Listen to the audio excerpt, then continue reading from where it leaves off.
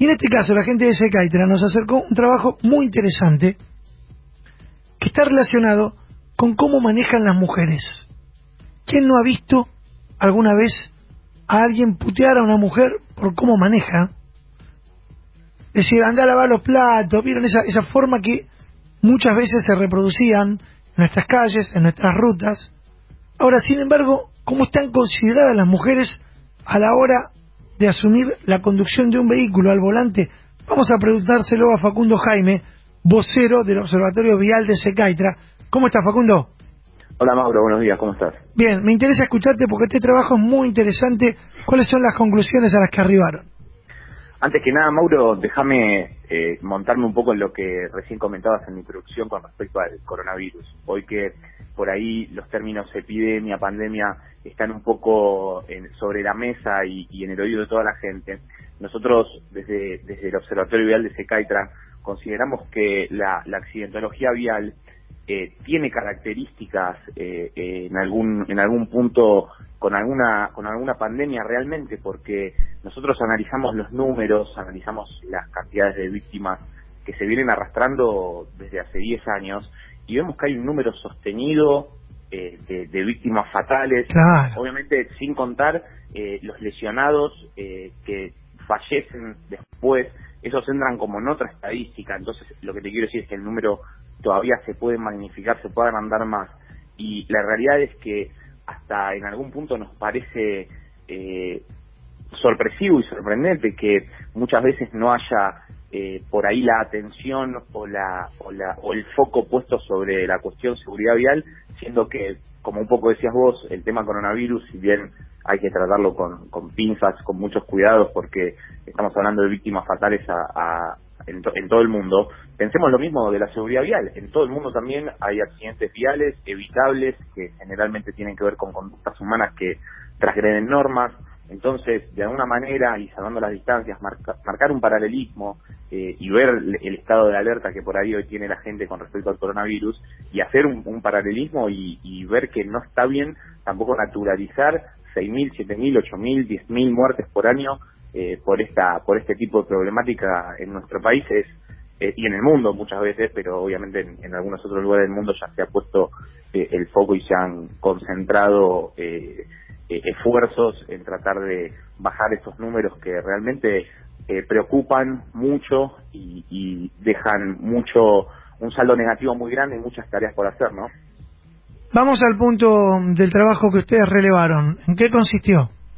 Bien, la realidad es que como tocamos perspectiva de género, por decirlo de alguna manera, también antes que nada es válido hacer alguna introducción. El objetivo de este estudio no tiene que ver netamente con ver la opinión sobre cómo uno cree que las mujeres manejan.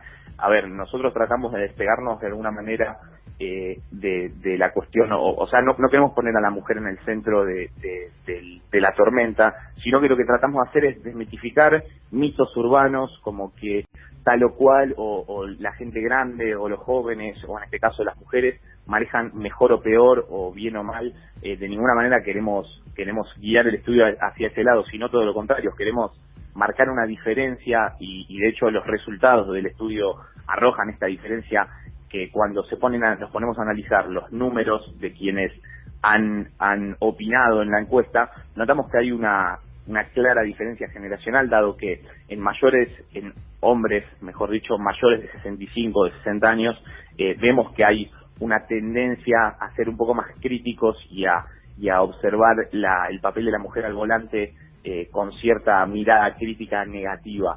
Entonces, lo primero que me gustaría decirte, Mauro, es que tanto las mujeres como los menores adultos y los adolescentes entienden que esta cuestión de género está más que salvada, y que hasta en 6 de cada 10 casos consideran que la mujer es más respetuosa que los hombres con respecto a acatar las normas de tránsito.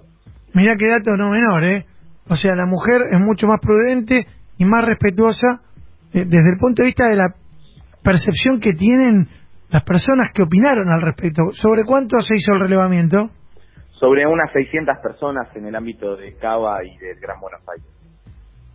Bueno, siempre nos sorprenden con materiales realmente más que interesantes para proponer el debate y también para instalar la problemática accidentológica y epidemiológica, porque claramente es una epidemia, ¿no? Mucha gente muere por accidentes de tránsito y lamentablemente hablamos poco, salvo cuando existe algún accidente de grandes magnitudes. Pero esto es por goteo, van muriendo cotidianamente 1, 2, 3 personas y provocan, la verdad, esa sensación de que estamos verdaderamente poco preocupados como sociedad por esto.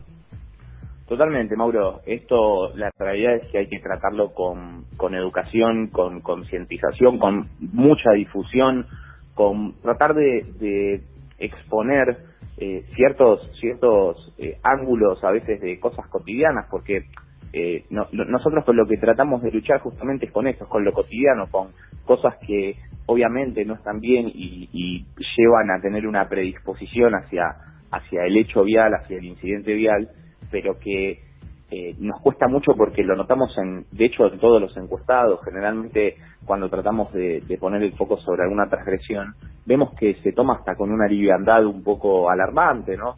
Entonces, de alguna manera, hablar de esto y exponer las consecuencias o las potenciales consecuencias tratan de sacar de lo cotidiano y de lo común la transgresión que se trata con liviandad.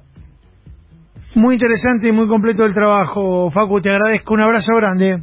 A ustedes, Mauro, muy amables. Facundo Jaime, vocero del Observatorio Vial de Secaitra. La información